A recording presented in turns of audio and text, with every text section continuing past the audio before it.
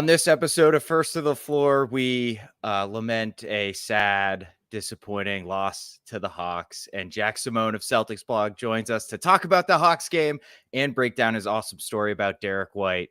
Up next. Who's going to be first to the floor here? And it was Marcus Smart, as he usually is. Brown drives, layup on the glass. It's not the first time we've seen a superstar in Derrick White sacrifice the body. Garnett knocked away.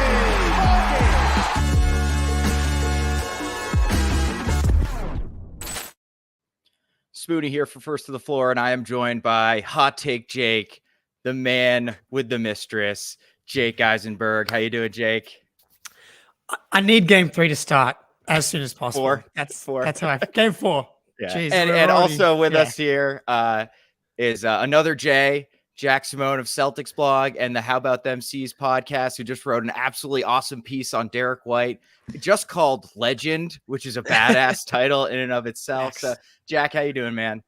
I'm good. Thank you for having me on the show. I give credit to almighty Celticsblog editor Bill Sy for the title. It was all him. I gave him credit. It's a nod to Derrick White's high school, but I can't take credit for that part. That's all Bill. Come on. No, yeah, Bill is wonderful. He has given me many, my titles will just be terrible. And exactly. And then he publishes it. I'm like, oh, that's a way better title. So yeah, he's the best. Shout out to Bill. All right, gentlemen, I guess we have to get into this game, unfortunately, even though it was quite disappointing. So first thing, you know how we like to start our post-game pods, Jake. What's the main takeaway for you from this one? Maybe the biggest factor in the loss. I thought it was a combo. I'll rank rebounding at number 1 with defense, but unfortunately, it felt a little bit classic. I think the classic line is you can't fake desperation. It felt like the Hawks were definitely playing a lot more desperate than the Celtics going back into Atlanta. That would be my take on that one. Jack? Yeah, me and my co-host Sam recorded right after the game last night. We got into a fight because he obviously was really mad about the rebounding. And rebounding obviously was the big thing, but my point was that was the fewest offensive rebounds the Hawks had in a game this series. They had 14 in game 1. They had 19 in game 2. I actually wrote about it for Celticsblog just now. It's coming out tomorrow. But as much as the rebounding was a problem, and I do agree it was probably the most glaring, I think the other obvious thing is the Hawks just found a way to score this game, right? The Celtics decided to play drop defense. Trae Young finally found a rhythm. DeJounte Murray was making a lot of shots. 3 players off the bench hit threes that hadn't usually been hitting them. Bogdanovich was hitting threes in game 2, but Saddiq Bey started making his threes. Jalen Johnson started making his threes. So the Hawks shot making was just through the roof in game 3. And that's not a knock, to say the Celtics did nothing wrong. Obviously the defense left a lot to be desired and they didn't get on the glass as much as they needed to, but that was the biggest thing for me. The Hawks finally found a way to score, and now we got to see how the Celtics respond. Yeah, the shot making was getting pretty ridiculous for the Hawks. I rewatched their first half offensive possessions this afternoon because I have no life and no other better things to do. Jalen Johnson went 2 for 3 from 3. Look, if that's the game we're going to lose, that's the game we're going to lose. But they start the second quarter with a bogey 8-foot floater with 3 hands in his face, a Jalen Johnson 3, and a bogey fall away baseline turnaround with Derrick White in his face. That was their first 3 buckets in the second quarter. So the shot making was just absolutely crazy. I mean, Jake, I'll pose this to you. I mean, obviously the defense, Al kind of got roasted a little bit this game. Rob Williams was not super impactful. Do you think how the Hawks played is sustainable?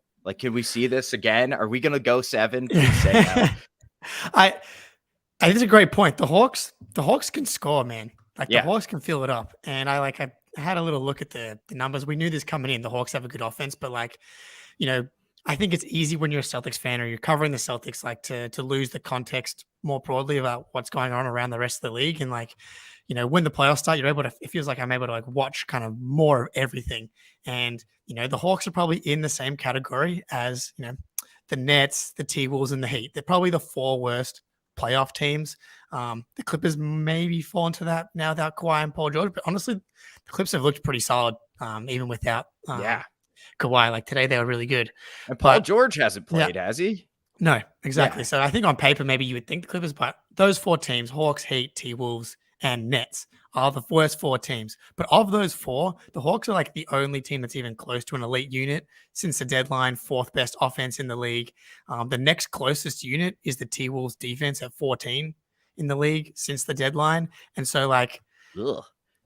the Hawks are it's pretty gross. And so like, everybody's watching the Nets games praying and hoping that they can like pull one out.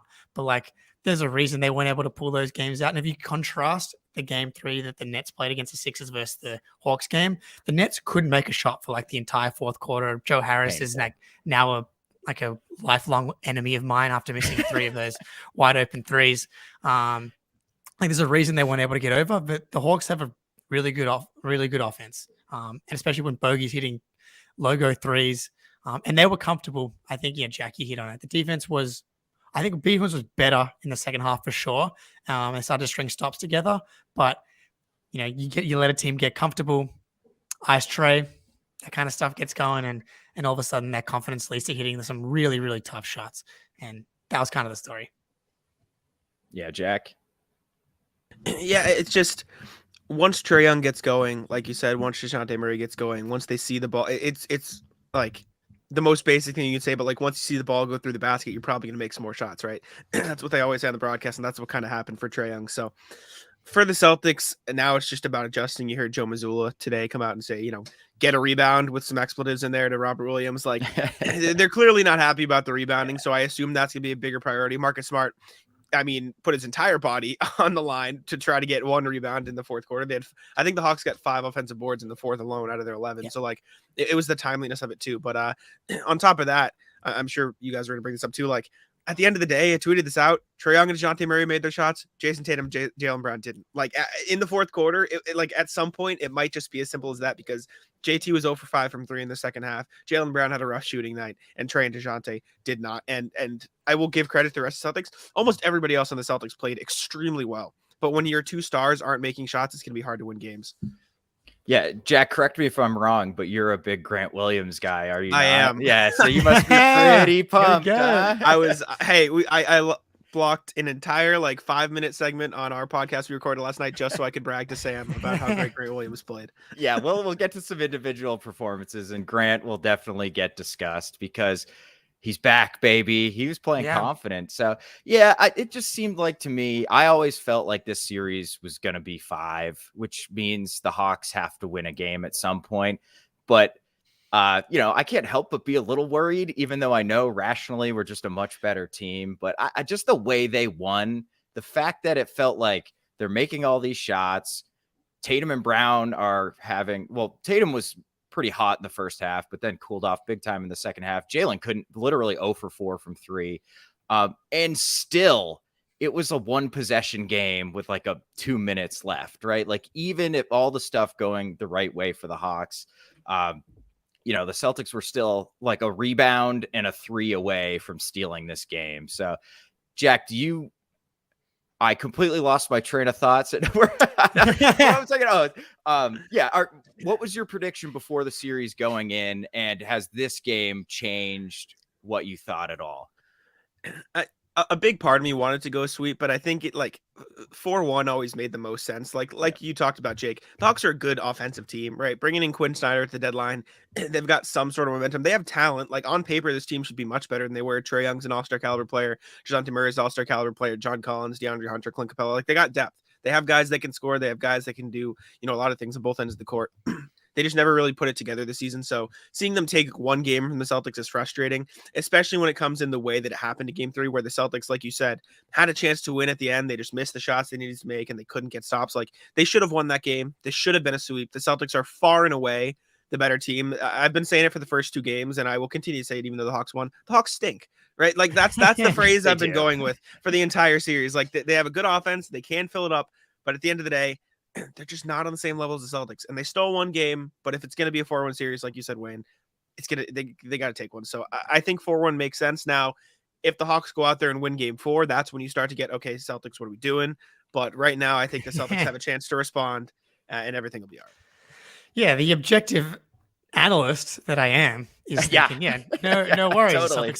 The Celtics are favored by 5.5 points tomorrow for a reason. Still heavy favorites in the series for a reason. That being said, I started thinking about getting up 9 a.m. to watch the game for tomorrow, and it's 2-1, and if they lose, it's tied 2-2 going back to Boston, and you start to.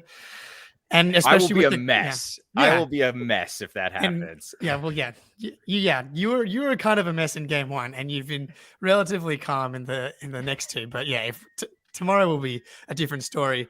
And I mean, you add that to the context of what's happening around the league. I mean, especially the Eastern Conference right now, like between Embiid going down and then Giannis out again today. Like, look, no one wants to see injuries, but it got even more important for the Celtics to wrap this series up. I don't think if they wrap it up in 5-4, the series would have started any earlier.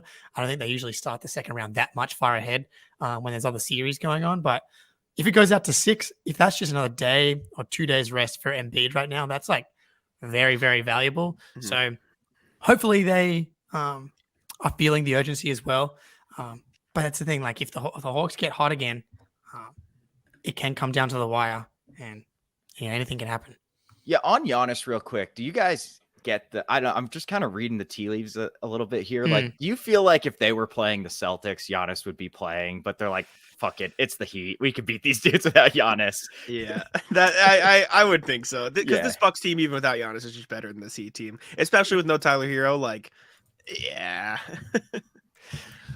I don't know. I mean, especially with a tied 1-1, like even if they lose again today, it's still like another couple days until going back like for game 4.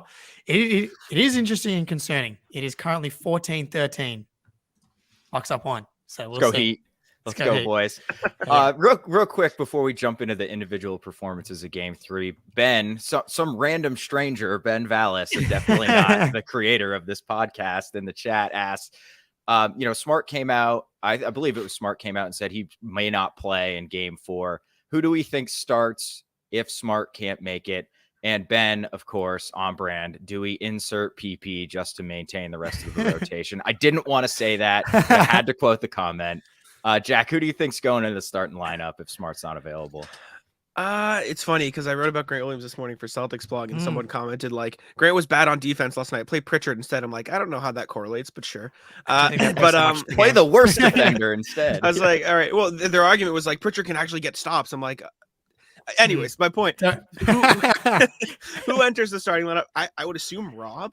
I feel like Derrick, Jalen, Jason, Horford, Rob. You run double bigs again. Derrick White's been phenomenal this series. He would replace Marcus. I don't think they'd bring Malcolm into the starting lineup. They haven't all year. Pritchard might get some minutes off the bench, but honestly, I feel like they might roll with a taller lineup instead. Go Hauser more minutes, Grant more minutes because he played well in game 3. Pritchard, like maybe, but I just don't know if it's worth it to put him all the way into the starting lineup when you need the rebounds anyways, right? You're struggling with rebounds all series, so you go with Pritchard instead of Rob. Like, I feel like the balance should be go double bigs and see if that helps you rebounding anyways. Yeah, that's what was my first thought as well, was Rob. My only concern is, Jack, I've been like captain of the manage Rob minutes bandwagon like all season long. Like anytime he started to creep up, I started getting really worried for a good reason. It turned out. And I really like the plan that they've kind of had him on so far in the playoffs. And I think if you insert Rob, I think it can get a little bit more tricky to keep those minutes down, but maybe that means we do see Grant again. And we were kind of calling for Blake a little bit in last game just because it felt like we needed some energy, and Spoonie's been on it, like best defensive rebounding percentage since, he's a clipper. many moons ago. So like if that's an issue, maybe like you go to Blake, who's been really solid kind of lately. So I do wonder if maybe now that Brogdon has won 6 Man of the Year, that they're just like fine starting Brogdon and just kind of ramping his minutes up a little bit if Smart doesn't go. I do lean to Smart going tomorrow in the end, but we'll see. Yeah, Chris Feely in the chat says, Pritchard will give you some offense, but I feel like we aren't lacking in that. Yeah, we had like bad offensive game. It felt like last game we dropped 122. So yeah, I'm not worried about the offense.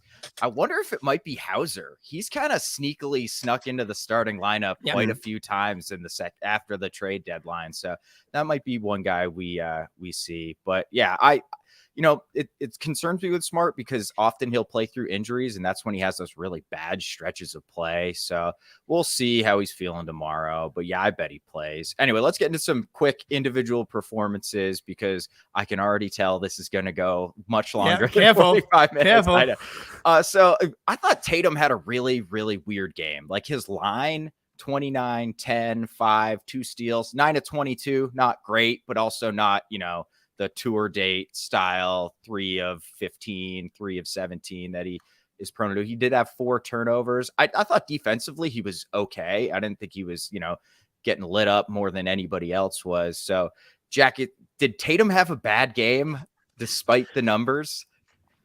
I think so. I think when you see with Tatum, like he'll have a quote unquote bad game for the people who watch, and he'll put up like 35, 11, 6, and whatever. Like, I think the real issue for Tatum was specifically his second half performance. If you look at the second half, 4 of 11 from the field, significantly worse. 0 of 5 from 3, a lot worse, right? 3 turnovers as well in just the second half. Plus, some of the turnovers weren't just like, the Hawks forced a turnover. They were just kind of Tatum throwing the ball away. It just seemed like, you saw him messing with the hand a little bit. It was just a very weird game from Tatum. Like you said, the defense was fine, but offensively, it's just, you need more from your star player in the playoffs. And everybody's allowed a bad game, right? This isn't me. I'm not going to start harping on Tatum because he had one bad game. It sucks the Celtics lost. But stuff happens. 0 for 5 from 3 is not ideal. And something Sam and I talk about where last night, his idea was we should start counting Tatum's step back threes as turnovers when he misses because they're just bad. Like it's just not a good shot, right? And I said it in game 1, if Tatum's making those shots, nobody's going to beat the Celtics. Yeah. But if Tatum is taking a lot of those shots and missing a lot of those shots, it's probably going to be a lot easier to beat the Celtics, right? It's just the Tatum getting his threes within the flow of the offense is such a niche thing to talk about, but it's so important for him to being at his best because when he's just chucking up these step back threes, dribble, create a little bit of space, he can make them, but it's just not a good enough percentage this year. I was listening to, I think it was Tim Legler on the JJ Redick podcast a while ago. He said something like across his career, Tatum shoots like 36% on pull-up jumpers, which is like not terrible. He's shooting like 24% this year. So it's just not there for him as much this year. If he can get back to making them great, Celtics will be unstoppable. But until then, once you miss one, maybe just take a breather. Yeah. Not all pull-up threes for Tatum are created equal. And yesterday it was like, we're trying to get back in the game. We're trying to string together stops and like enforce our will on the game. And he bailed the Hawks out with a couple. Like, that's fine with 8 seconds or less on the shot clock, but there was like some early shot clock ones. And when you don't have that rhythm in the second half, that's when, we're just groaning to ourselves. It's like, just get downhill. Let's get the ball moving and go from there. Like so five 3-point attempts in the second half out of his 11 attempts, which means, I'm really good at maths, as you'll find out on this podcast. But like, that's a lot of them. That's a high percentage of his shots coming from the 3-point line. And what I liked more from Tatum earlier in the series, I think he had 7 in one of the games. Like that range, like the set, it was obvious. It was almost bad that the threes went in the first half. Yep. Because it was like, now maybe I can shoot my way out of this game. Yep. Don't have to play too hard. And we've seen that from Tatum. And look, honestly, he took as much blame as I kind of see him take in the post game by just being like, all on me, bad turnovers, got to like get downhill and be more locked in. So I would expect him to go kind of back towards what we saw in the first couple of games, getting downhill, because they don't really have guys that can guard him if he's constantly forcing the issue. They're going to get in front here and there, and we saw it a little bit late, but it was kind of too late at that point. At least he's cleaning the glass still. He's not playing that great. Like I know that is very, very needed in this series. So I thought Jalen he's kind of had a weird series, and maybe it's the hand. Just 15 shots. He had 14 in game 2. And this is a guy who averages over 20 for the season. Another 3 turnovers. I thought defensively, he's been pretty locked in though. Like they're actively avoiding him. You'll see like Sadiq Bey come to set a pick and Trey's like, no. Jaylen Brown's on you. Go get Hauser. Come on. He's only shooting 29% from 3 this series. And that's really weighed down by the 0 for 4 last night. So, I don't know. What are you guys' thoughts on Jalen? Do we think it's the hand? Maybe like partially. I don't know. Like you said, it's just been kind of weird. In the first 2 games, you kind of looked at it and was like, oh, Derrick White was hot. Jalen just took a backseat because someone else was hot. But in this one, like when you really need somebody to step up and score the ball, he's just not really being as aggressive as you might want him to be. Am I sorted correctly? Only 1 rebound last night too. Like that's not really acceptable. I guess and again, I'm not gonna pick on him because like the Celtics as a whole need to be better. But if Al Horford is spending all his time trying to box out Capella, you need Jason and Jalen in there grabbing rebounds. And Jalen Brown's been a phenomenal rebounder this year. He's racking up double-digit rebound games throughout the entire second half of the season. So to see him get 1 is another thing to be weirded out about. So I don't know. I feel like we need to get more looks for Jalen, like the ones you were seeing for Jason in games 1 and 2, where he's, getting in the post, where he's getting downhill, where he's attacking, because there's nobody on this Hawks team that can stay in front of either of them. So rather than focusing on the mid-range pull-ups, which he's good at, he can get there and he's been elite from the mid-range this year, rather than focusing on the threes, get downhill, put your body through another guy's chest, get in that layup, draw contact, get to the free throw line. Like aggressive Jalen is good Jalen. And I think maybe after this loss, you're going to see Jason and Jalen, like you said about Jason, getting downhill, being more aggressive in game 4. Yeah. This is the ebbs and flows of the playoffs, right? Like, I think I think whatever the prop is for Jalen rebounds, I'd probably be leaning towards the over on that one. Like, he's going to come out of that game, look at the box score and be like, rebounding was an issue. I had 1 rebound in the whole game. Like, that's ridiculous. To be fair as well, he also had foul trouble. Like, I know he ended up getting to 33 minutes, but I felt like he was completely kind of thrown off rhythm-wise from that perspective. And Jalen is just hard with the hand, I think, is probably a factor. But like, if Jalen didn't have this issue with the hand, would we just kind of be saying Jalen's doing like that weird Jalen thing where for a game or 2 in a row, he just doesn't look right? And maybe that's just what it is. I'm trying to summon game 2 against the Bucks last season energy for Jalen Brown, where he was just dropping Grayson Allen over and over again. Because there's obviously plenty of pressure points for Jalen to go at on this Hawks team throughout the roster. So let's get cooking. Yeah, especially if Hunter's on Tatum, which he seems to be. Like, he can just like post up Murray. He can take Murray in the post whenever he wants. I'd like to see. I know post up, it's like 80s ball style, but like we could post up like half this Hawks roster. Yeah. And I'd like Smart had 1 or 2, I think, in game 2, and it worked. So I'd like us to go back to that. Post up Jalen, post up Tatum, post up everybody.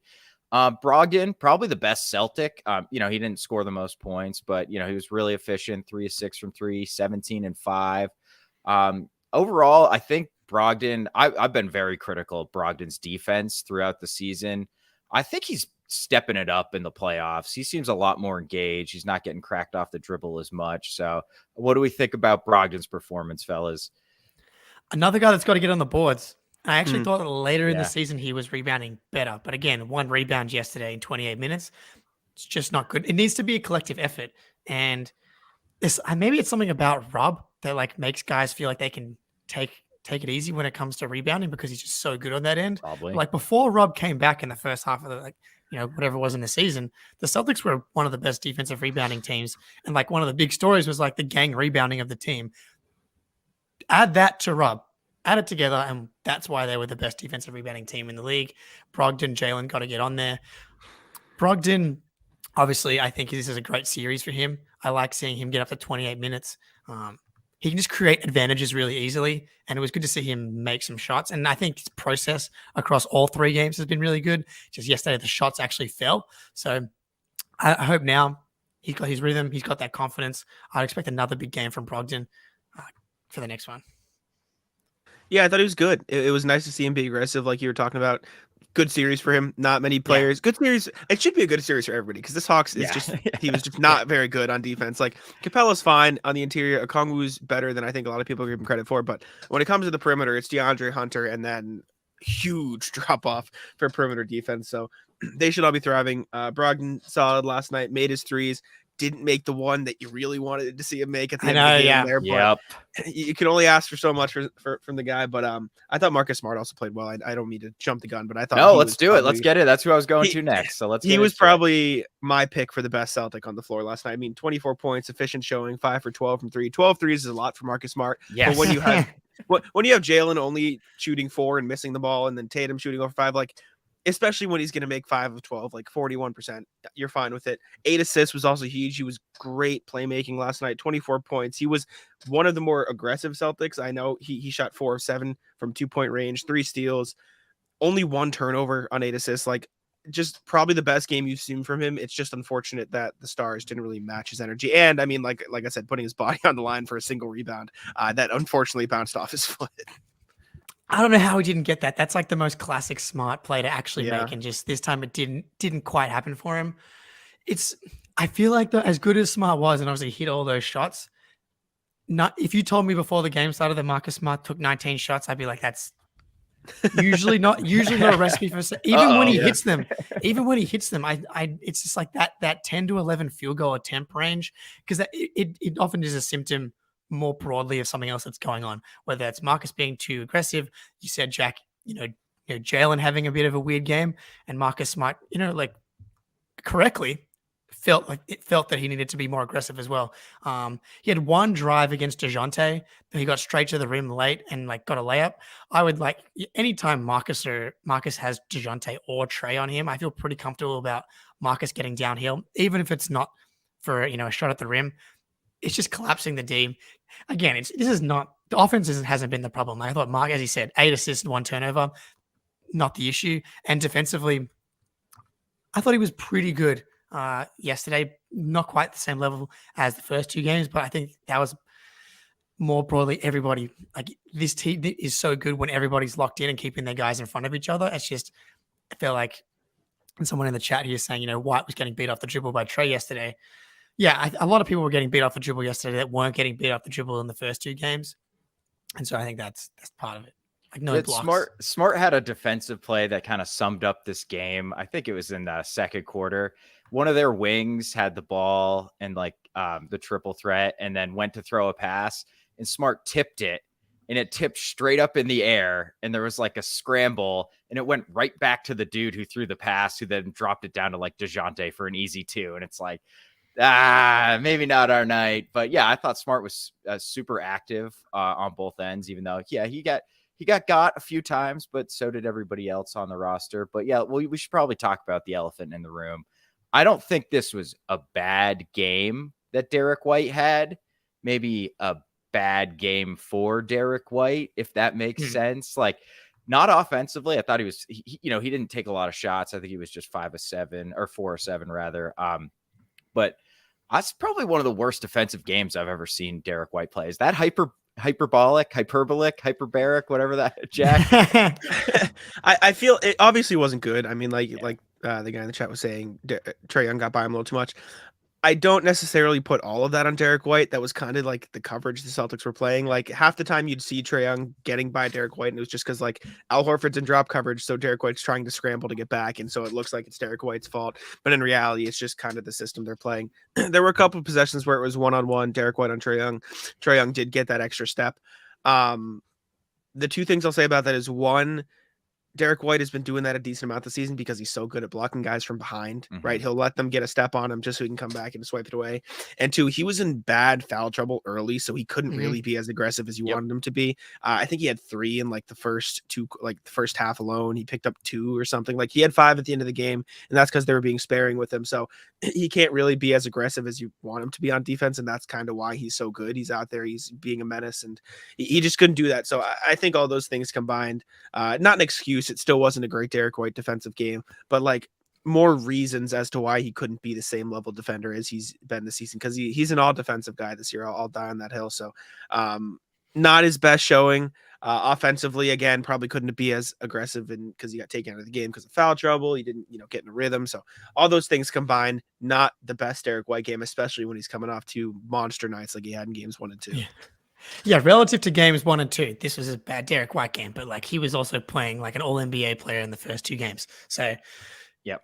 So somewhere in the middle is probably where we're going to end up here. But yeah, like the 7 shots, maybe that's, we want Derrick White being aggressive. That's why he's been so good is in this series, especially, is because there's not really anyone in the backcourt on the Hawks that can guard him.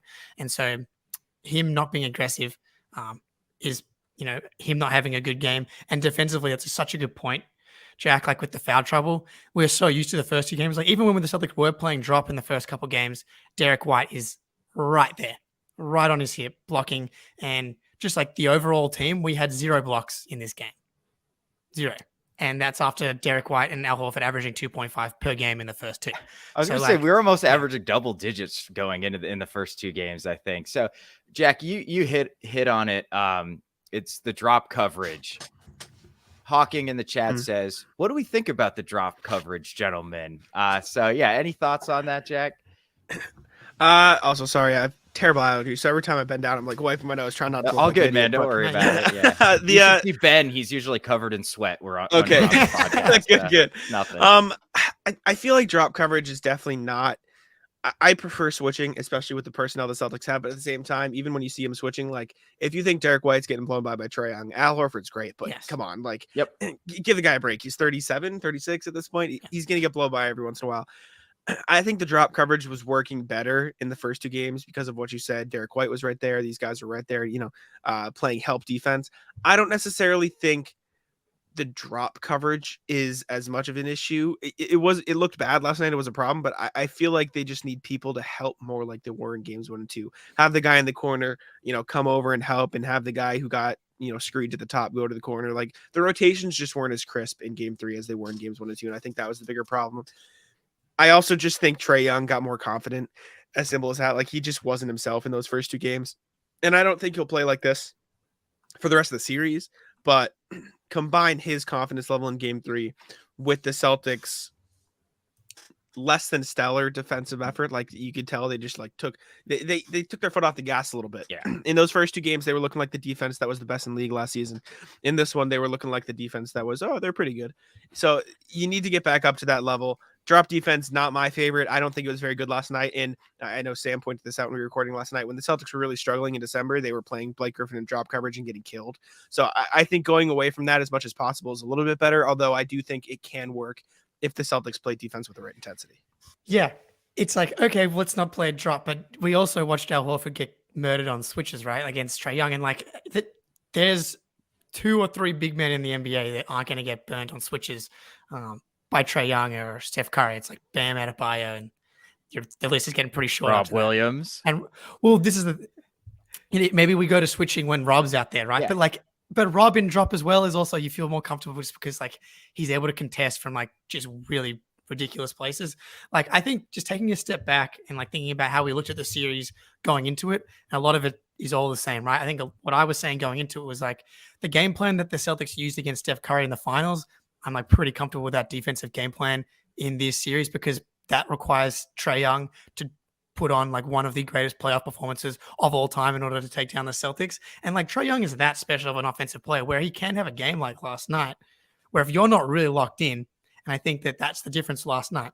Like if they play the defense that they played on Steph Curry in the finals in all of these games, then Trae Young's not doing what he did last night. Like the wide open floaters. Yeah, there we go. Another Trae Young floater undefended up the middle, and I'll pull my hair out from Phil apart in the chat. 100%. And these things are all connected. The foul trouble that Jack mentioned for Derrick White, like there's no one better in the league at recovering. And him and Caruso are just like unmatched at getting around those screens and forcing really difficult floaters or, actually blocking them.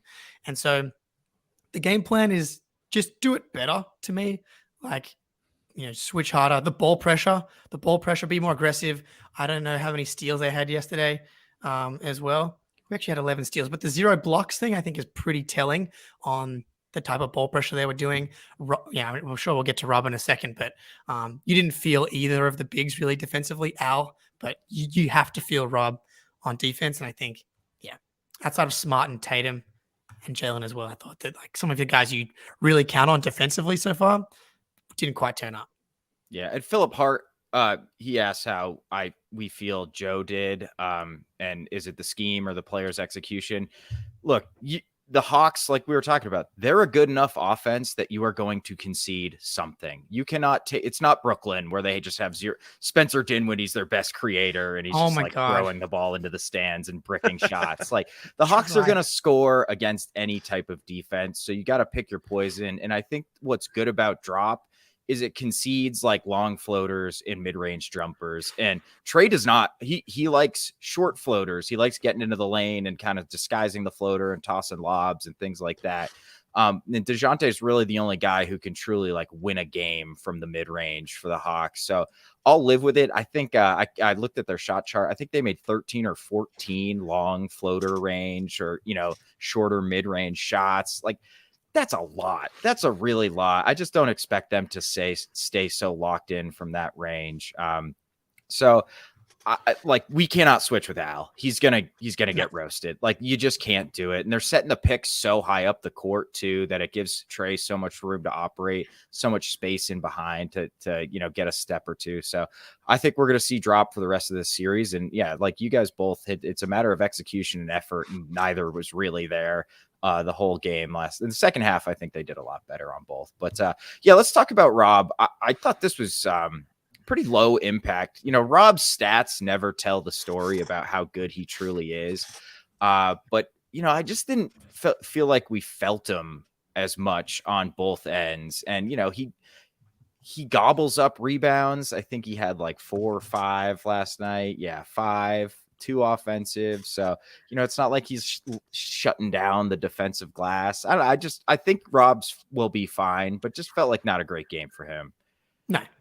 Someone I can imagine has gone up to Rob, and we heard Joe with the expletives when it comes to rebounding. That's directed at everybody, but that's Rob Williams' like best skill that you can rely on a game-to-game basis is like those vacuum go-go gadget arms. Like, he's just elite at rebounding. Yeah, and I think that the one moment though I will got to give him credit for, he had that just sick backdoor cut pass. Yeah, that was filthy. I want to say it was Derrick. I would forget who it was, but like, just love seeing the Time Lord do Time Lord things. And but yeah, for him to have that proper impact, we felt like the energy was low, and we were like, okay, Rob's going to come in like game 1, right? Hawks were up kind of early. Rob came in, totally changed the energy of the game with Brogdon. Did not feel that yesterday. And again, credit to Atlanta, like they were ready for it. Like Okongwu, yeah, you said it earlier, Jack. Like, he's slept on. A lot of Hawks fans thought it was ridiculous that he wasn't involved, at least in the discussion for 6th man of the year. And so, like, he's a really good player. I actually like him more than Capella. And so he is a good foil. Like, not a lot of guys in the teams in the league have a backup big that can like hang with Rob, and Okongwu's at least like comparable. Like, Paul Reed's going to have a bit of a bigger issue, assuming the Celtics can actually get out of this thing. But yeah, got to be better. Yeah, it just felt like he wasn't as impactful as in the first 2 games. Like, those first 2 games, like you're talking about, the stats don't necessarily reflect how great he was. He was at the rim. He had a hand up and everything. He was able to grab these rebounds. Yeah, like the urgency just wasn't there. And that's not just Rob. It's everybody, the whole roster, like Ben said. But for Rob, you need him to, like, again, like we said about Jalen and like we said about Malcolm, one rebound's not enough.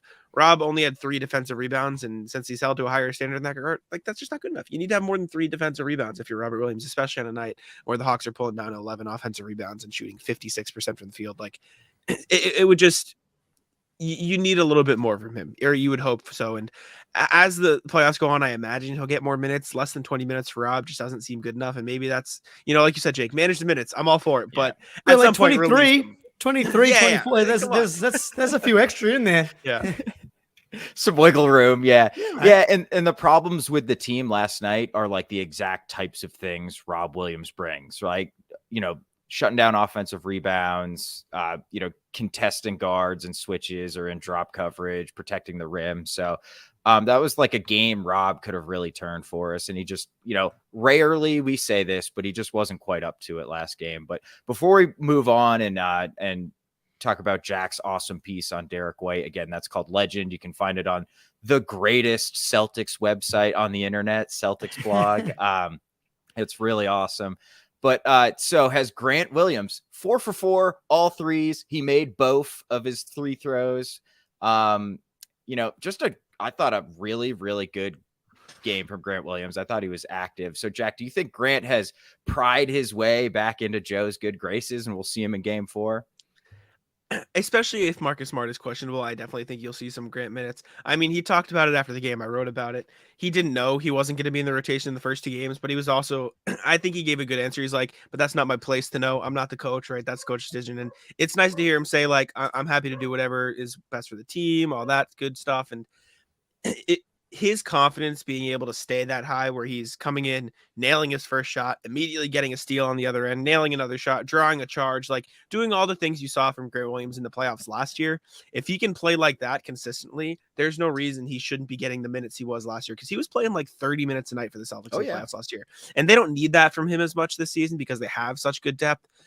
But if he's playing like this, let me rephrase. You need him to be playing like this in the Hawks series so he can be on the floor when he has to guard Giannis, when he has to guard Embiid, right? Like, you need his defense in those matchups against bigger players. And so for him to get some, run under his legs, make a few shots, get his confidence up in a Hawks series where I know they took a game, but come on, it's the Hawks. Like, right. Warm up a little bit. It's good to see him get that confidence. And he made both free throws. Yeah, that's right. Yes, Made he them did. both. He made them both. That was huge, because I feel like he's clanked a few free throws. He has, definitely. Since the Cleveland incident. And so I'm so impressed, man. Like, if I was to have to predict what the Grant performance would have been when I saw him check in, would not have been predicting what I saw from Grant yesterday. It was 100% what you said. It was playoff Grant from last year. Great defense, taking the charges. The fact that he went 4 from 3, and it was quick release. I think one of the big issues with Grant this year has been like the pump faking and just not letting it fly.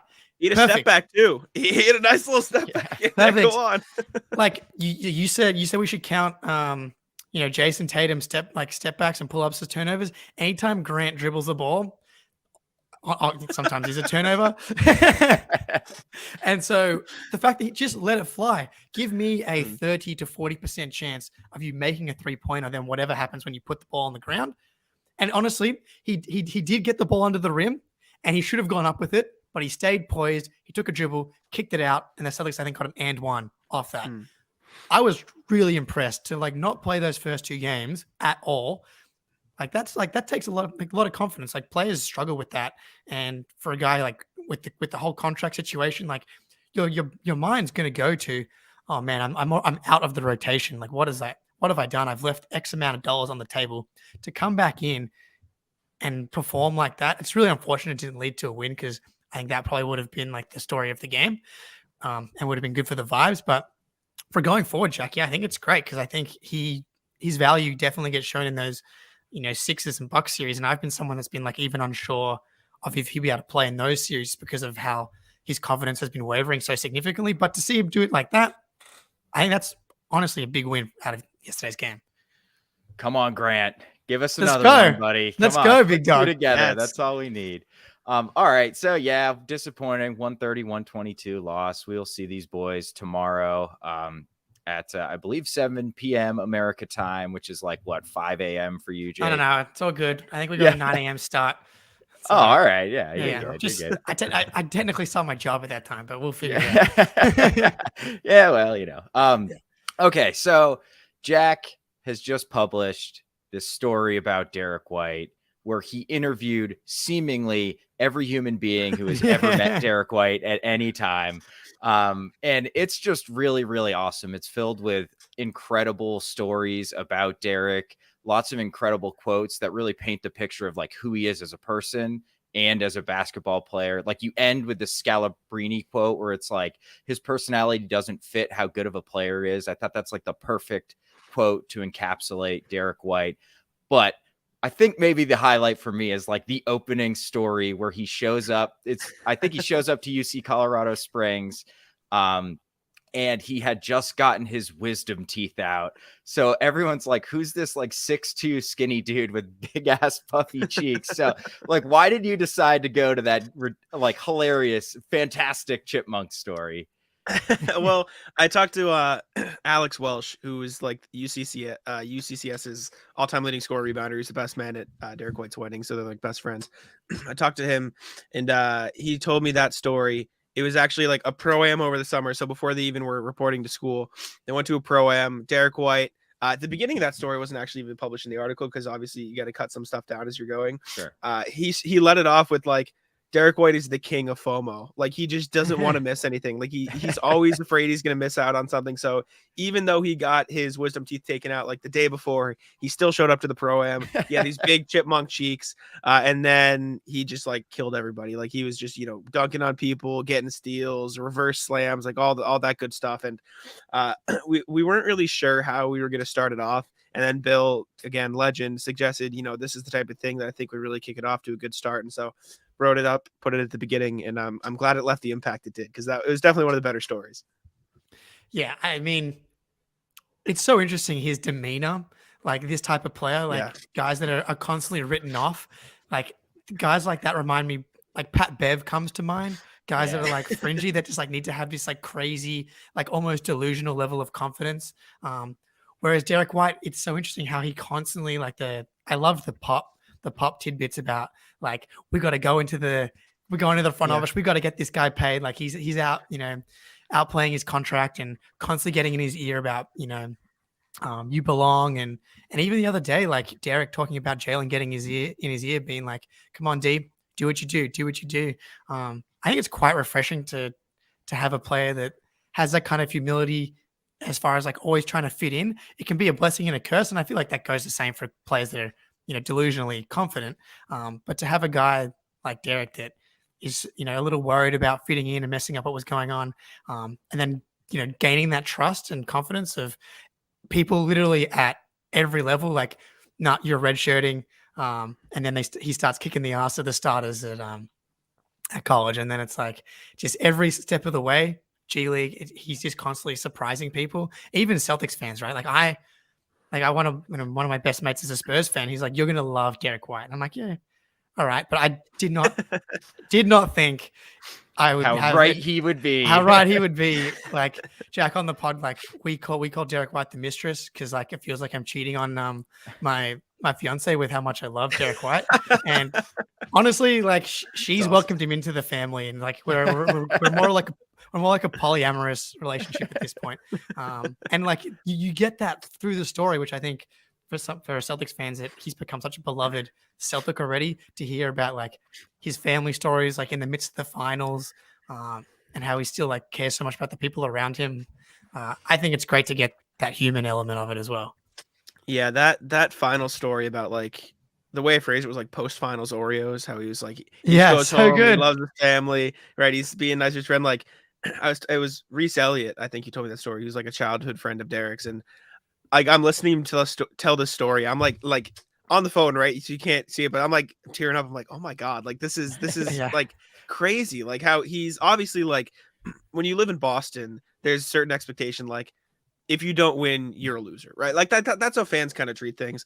But to see Derrick White sort of have the mental capacity to like, yeah, this stinks. We just lost the finals, but like my family's here. My best friend since I was 5 is here. That's what's important to me. As much as I prioritize basketball, like let me spend time with them. Let me get an Oreo. Let me decompress. And like that was great. And I thought it was the perfect way to end the story. Reese was I texted Reese like, thank you and everything. And he said Derek enjoyed that part too. So like it's just, I just thought that was the best way you could have ended it. And to hear about a guy who was like, I was talking to Marcus Mason, who was like Derek's trainer. This wasn't in the story or anything, because we couldn't fit it in, but he was talking about how like you have Jason Tatum with all these expectations, you have all these like NBA stars now, you bring them up through AAU. Meanwhile, there's Derek just kind of like clawing for any little sort of notoriety he can get. So it's like, it's kind of like you said, it's kind of refreshing to hear a story like that with somebody as good as Derek is. Yeah, it's funny. We had Richard on his dad on the podcast. Yeah, you guys connected me to him, so thank you. Yeah, I know. Ben hooked it up. Yeah, good. Of course, man. But I asked him like, when did you like think or know or believe Derek could be an NBA player? And he's like, the first time he played an NBA game, because he has such a non-traditional path to the NBA, which is, I think, part of what makes him so. He has so much humility. There we go. Yeah. That's I almost said humid. Where am I going with this? I've had a long day. Yeah. Makes him so awesome. There we go. Dude, so I mean, a little behind the curtain at Celtics blog. It's not that they don't give us direction, but like they're very, and this is a great thing about it is we can really just like, here's an idea I have, I want to do it, and 99 out of 100 times they're like, okay, go ahead and do it. So like, what's your thought process? I mean, this I imagine you were working on for months and months. So like, how long did it take you? And what is like your thought process is like, I'm going to sit down, I'm going to create something that's, I know will be months and months of work. Yeah. So I actually wrote, I'm trying to find it here. I wrote my first feature for Celticsblog where I actually talked, somebody got quote. I drove up to Maine. Yep. I talked to, that's a Maine great Celtics one head too. coach Check Todd that Carl. one out too. The future of the Celtics runs through Maine. So check that one out. And so I wrote that out. That came out February 1st. I did it like a little less than a week ago or a week before that, I would say. So like the end of January. And Simon, editor at Celticsblog, Simon Pollock, again, legend, could not have written the story without him. I at my first draft, you should have seen it. It was like 10,000 words of nothing. He helped me cut it down. He's like, okay, let's give this a narrative. Let's chill a little bit. So shout out to him. Wrangled me in. He texted me after that. He was like, if you ever have any ideas, like come to me, we'll figure it out. So I texted him maybe 3 days after the main story comes out because I am like itching to write something else cool. I had written a Derrick White for Defensive Player of the Year, like talking about his defense, how good it was earlier in the season. I was like, Simon, what if we write something about Derrick White? And then I created the document, which is now I think like 172 page Google Doc now. Is that all? It's literally a novel. Let me check. It is 192 pages of Google Docs. I started that on February 7th and then did all these interviews. I finished interviewing everybody like end of March-ish. Started like transcribing quotes. Let me tell you, transcribing quotes has to be my least favorite thing in the world. Oh my, how many people I interviewed? How many people? 1, 2, 3, 4, 5, 6, 7, 8, 9 people for this. I have like thousands and thousands and thousands of words of quotes. Like took a long time. Finished the first draft like 2 weeks before it came out. So like 2 weeks ago at this point, I guess.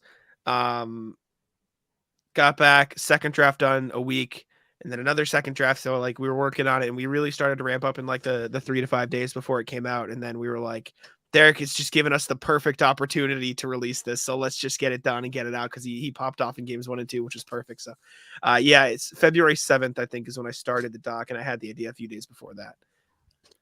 Yeah, man. Well, it's awesome that all that work is, been received so well. Like, and like it speaks to Derrick, right? Like he's just such a lovable dude. Like, and the timing, perfect.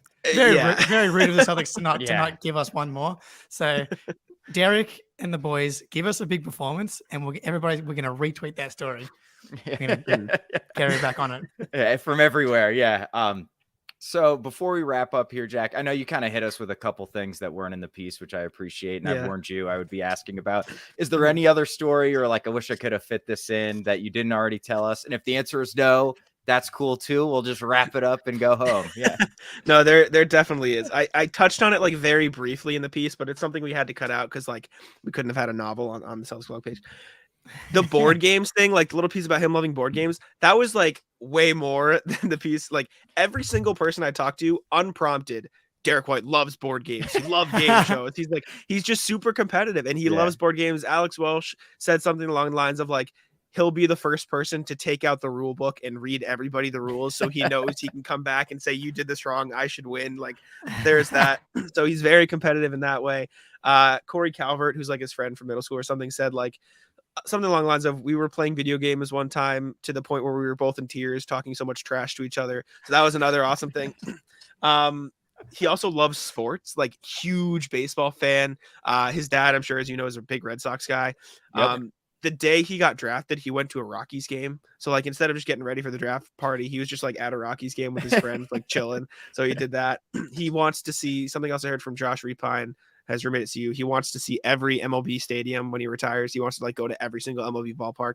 That's cool. But the best like pure quote I have was from, I think, Dan Hargrove, and I'm probably not remembering some because there's just so many. He told me something. Derrick plays like softball in the off season. Like he'll go play in this Dan's softball league. So like he was like an assistant coach when Derrick got there, but he was like 23. So now they're pretty good friends now. Something along the lines of he goes to play softball, and the quote he had was like, you have all of these. Oh, I gotta find it. One sec. Sorry. Okay, perfect. The quote from Dan Hargrove. I basically asked him like, do all the other people, because he was talking about how Derrick's like hitting home runs. He's like filthy at softball. Sure. Yeah. So I'm asking like, do they get mad that you just bring this absolute beast to play Ringer? softball? Yeah. And Dan goes, they love it. I mean, it's beer league, so it's pretty docile, but it's cool. You see him over there, and I mean, he's kind of out of place. You got a bunch of 5'6" to 6 foot dopey overweight ex athletes, and then you got a 6'4" stud walking out, and they're looking at their phones like, oh, I think that is him, and they're taking pictures. And so I wish I could have included that, but there's just too much. But like him playing softball and him being competitive in the baseball, like those are some elements I couldn't include that I thought were great. You got to write like a director's cut with the story. Yeah. You know what I mean? Like a follow-up piece. Like, here's all the other cool shit I didn't get to include. The other thing, this was another big thing we had to cut. Marcus Mason, again, his trainer and mentor, he like started scouting it, or not scouting him, but like they linked up in when Derrick was in middle school, he started training him. Apparently Derrick like kept track of all of the teams that like passed on him when he's going to DCU. So he like listed them. He's like Metro State, he averaged like 30 against them. CSU Pueblo, like he's listing off all these teams that Derrick knew. So that was pretty fun too. I love that because again, right? Like you think of these guys with like the chip on their shoulders, and it's like, it's the Pat Bevs, it's the Draymond Greens. You don't right? think of Derrick. They're psychos, but like he's like a little psycho. He's just a chill little psycho. I absolutely love that. He's just like keeping track. Yep. And what's great is that like 27 NBA teams passed over him. Thankfully, he can cross the Celtics off that list. Yes. We gave up a lot for you. Yeah, mate. We love something, you. something I saw while doing my research too. Like Metro State was like really good. This is like in-depth research. These are like D2 teams and like the RMAX, Rocky Mountain Athletic Conference. Metro State was like super good. I think it was them their first 2 years, and they didn't beat them. And then finally in like Derrick White's junior season, his last year at UCCS, he like exploded for like 35. Finally beat Metro State. And I was like, oh, that would have been such a good story to put in there, but some things got to get cut down. Yeah. Absolutely, man. Well, before we wrap up here, I would just like to put on the record that the Miami Heat are up 10 against the Bucks with 5 minutes in the second quarter. So I'm going to throw that on after we do. But again, I cannot say it enough. Jack's story about Derrick White, legend on Celticsblog. It's really awesome. And go to Celticsblog daily to get all of the amazing Celtics content that's up there.